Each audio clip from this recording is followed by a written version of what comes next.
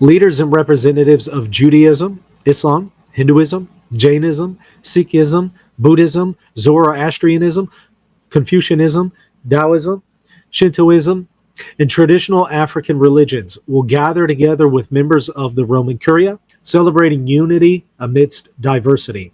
The highlight of the event will be addressed by Pope Leo XIV. So Pope Leo XIV will be present for this, followed by a silent prayer for peace. Oh man. Oh man. Oh man. Hey everyone, welcome back to the Michael Lofton Show on Reason and Theology. Wow, some big news coming out of the Vatican. Press release of the Dicastery for Interreligious Dialogue and the Commission for Religious Relations with the Jews, released today. So it's hot off the press, brand new information that so far nobody has reported on just because it just came out. So you're probably going to start hearing of this in the coming days, and certainly on October 28th and 5 days from now when this event happens. Okay, so here's what it says. Press release of the Dicastery for Interreligious Dialogue and the Commission for Religious Relations with Judaism.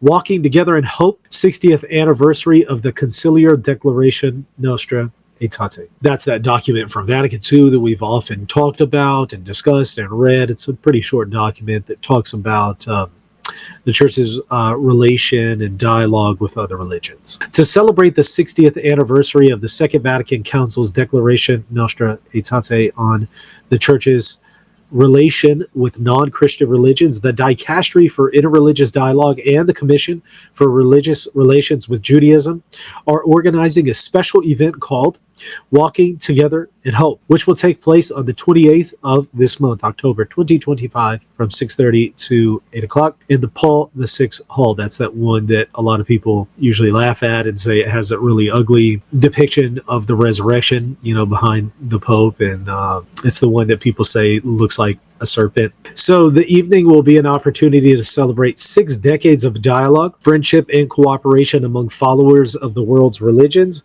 inspired by the Declaration Nostra Aetate, one of the most groundbreaking documents of the Second Vatican Council, it says.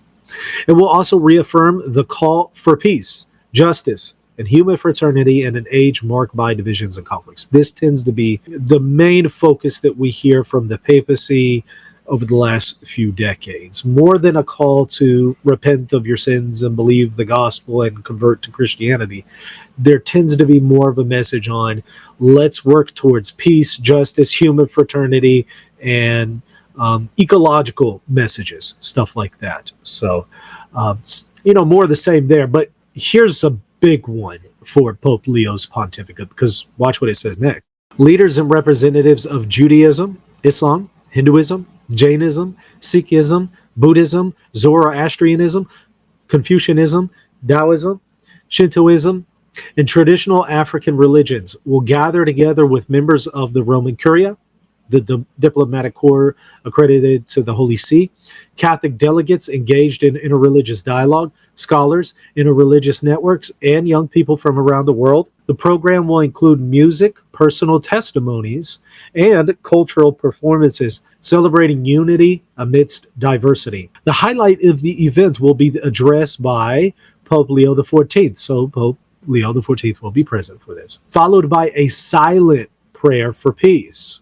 A little different than Assisi where it was vocal, but there will be this moment of prayer for peace where they will all come together and pray for peace, albeit this time silently. The meeting will give new impetus to the shared mission of planting seeds of dialogue and hope for future generations.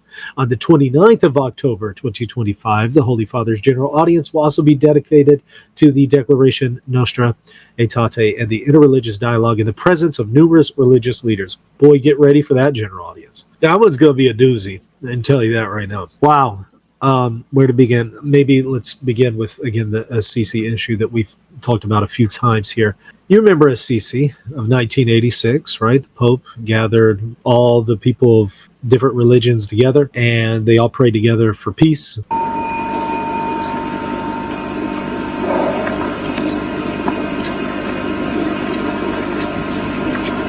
The Buddhists prayed in the parish church of St. Peter.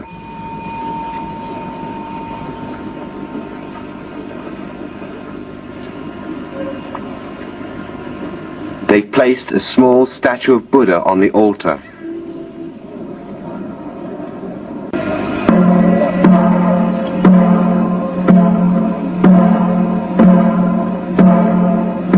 The Hindus assembled in the church of Santa Maria Maggiore. Sitting around the sanctuary, they invoked the whole succession of their... All right, so there's another church that they were given where the Hindus were allowed to perform their worship ceremonies. Of course, Hindus believe in many gods. The Bible teaches that religions that believe in many gods, they're actually praying to demons. So you quite literally have the Pope allowing in a major church pagans to pray to demons in a church, right? So you can see why this was incredibly scandalous at the time. A lot of people were very concerned. You know, what the Pope did is he gathered all of them together and had them all come up and perform different prayer services for peace. So you can see the Pope way here in the background, and here's the Eastern Orthodox Patriarch, there's Russian Orthodox Patriarch representatives. So all of the Eastern Orthodox are present, the Anglicans are present, Lutherans present, Methodists present, and then Buddhists, Hindus, African religions, you name it, everyone was there, right? And they're all coming up one by one praying for peace. Here you can see that going on.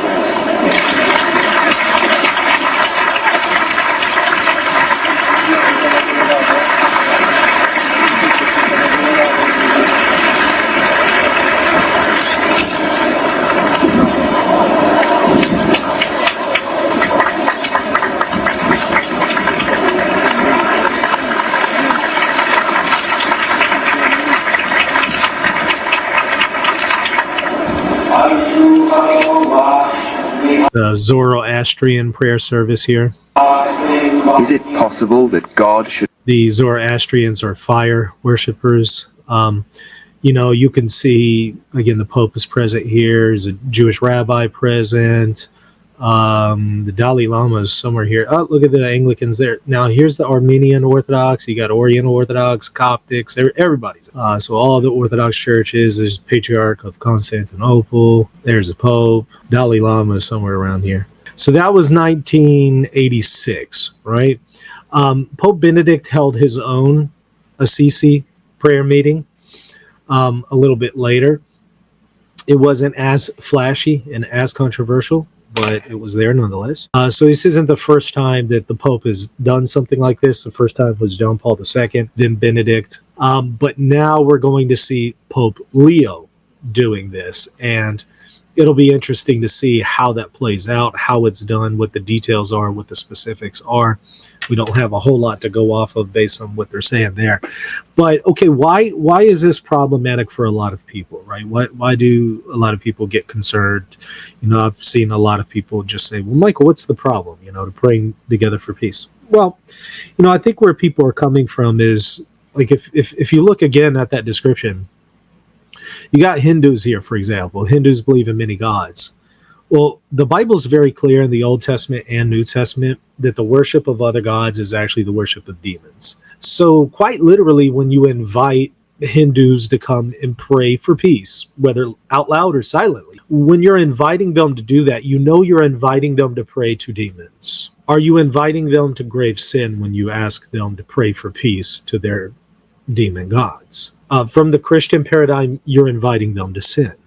And you're inviting them to participate in the demonic. Obviously, Hindus see it differently, but I'm just saying from the Christian paradigm, it doesn't make a lot of sense to invite people to come to pray to their demons for peace. Rather, the call should be turn away from your idolatry, turn away from your worship of pagan gods, and demons and turn to the one true God. That should be the message. Instead, we don't hear that message. We just hear, let's work towards peace, justice, and human fraternity. Is it possible to call people to turn away from their idolatry and work towards justice, peace, and human fraternity? I think it's possible to do all of the above, right? But what tends to happen is only one thing is done. Let's work towards peace, justice, and human fraternity, and there's never really a serious call to turn away from sin, turn away from your idolatry, and turn to the worship of the one true God. You don't really have that. I think that's one of the concerns, one of the problems, right? But also just, you have to ask, why didn't popes do this historically? Why was John Paul II the first person to do this? Well, I think because popes were previously operating with a different paradigm. They operated with the paradigm that the people that you pray with, you're one with them. And there's some biblical reasons to believe that, right? The people that you pray with, you're united with them.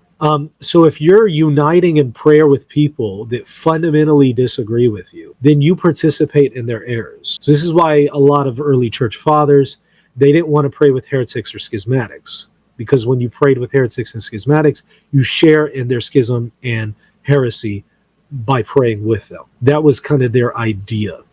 There were some rare exceptions to that, but that was kind of the notion.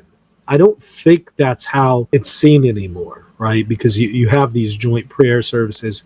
We'll watch here in just a moment the Pope praying with the King of England, who's an Anglican, right? And this would have been inconceivable for, popes prior to the Second Vatican Council. But after the Second Vatican Council, we start to get a shift and a change in emphasis and tone and a reframing of the doctrine of outside the church there is no salvation in a way that kind of opens the door to this stuff. And I've talked about this in a great deal of detail about kind of how the magisterium has reworked this doctrine, reframed it, to the point where you go from the original statement, outside the church there is no salvation, all the way to the magisterium saying now, well, Jesus can save people through non-Christian religions.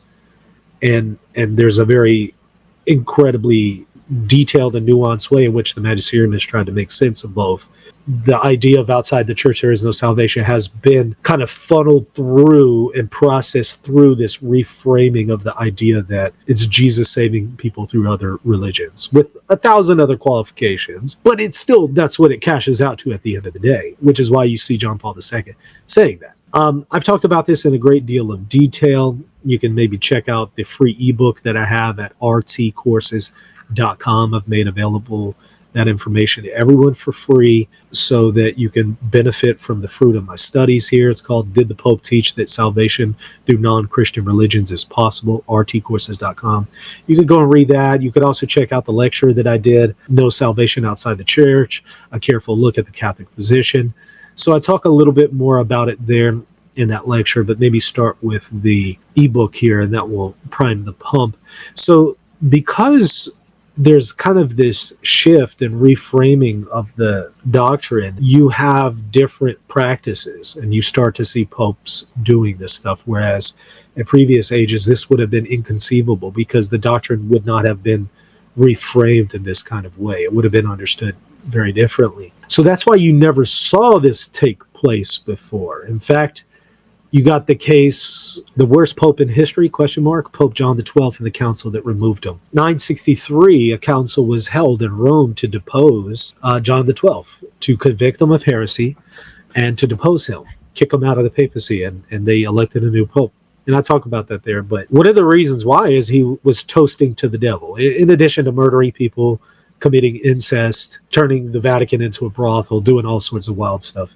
But the Pope was also toasting to the devil, right? This was a huge scandalous offense, and they deposed him in part for that reason. This was in an age where they were very sensitive to this kind of stuff, the worship of other religions, and would not have tolerated any of it. You could only imagine if the council that, deposed John XII at the time were to be brought back and see, Leo XIV praying with other religions, or John Paul II, how would they have perceived that? In previous ages, this was inconceivable. Now it's just par for the course. It's pretty standard. But maybe that helps give you a little bit of perspective as to why people are really kind of struggling with this, and they see this as problematic because, again, in previous ages, this would have been seen as something that was just anathema, inconceivable. You can't do this. You even have mortalium animos. Catholics can't even pray with other Christians, like Eastern Orthodox, Protestants can't have public prayer services together, let alone other world religions, right?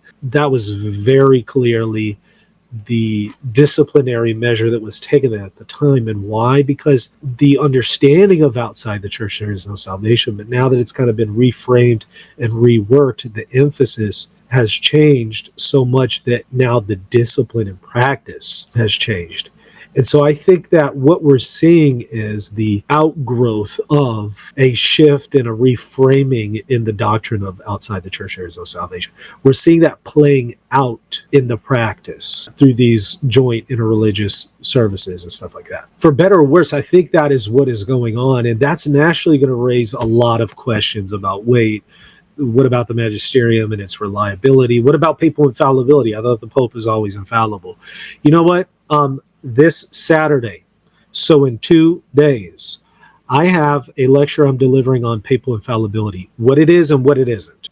So what we're seeing here with Pope Leo, is that a violation of papal infallibility? I think a lot of people understand papal infallibility in an erroneous way. And so we need to see what it is and also what it's not. And that's what I'm going to be discussing in these 2 lectures on Saturday. What papal infallibility is and isn't, what is its history, and what are some challenges and difficulties to it and some potential solutions to those challenges. I'm covering all of that this Saturday. So go ahead and get access to that. Reserve your spot. October 25th, 12 p.m. Central. It's at rtcourses.com. Reserve your spot now. Once you purchase it, you'll always have access to it. So even if you can't attend live, no worries. You'll get access to 30% off the courses, which is already a significantly discounted price. You'll get 30% off the already discounted bundle price. Once you do that, you'll then have access to those courses. And that's 30 lectures teaching you everything you need to know about the magisterium. And I do talk about the question of outside the church there is no salvation and stuff like that. And it also helps you kind of interpret magisterial documents and know how to interpret this stuff. So whenever you see Pope Leo do this, you're not caught off guard. You kind of know what's going on. What is magisterial? What is not? And why is this happening? And how to interpret magisterial documents. Everything you need to know about the teaching authority of the church and magisterium. You get 30% off once you purchase access to that course. And then you can use that coupon to get the magisterium courses that I teach at the university level. So go ahead and take advantage of that, because that's only going to last for 2 more days. I hope you enjoyed this video clip. If you enjoyed this, please hit the subscribe button and the like button. We'll see you next time.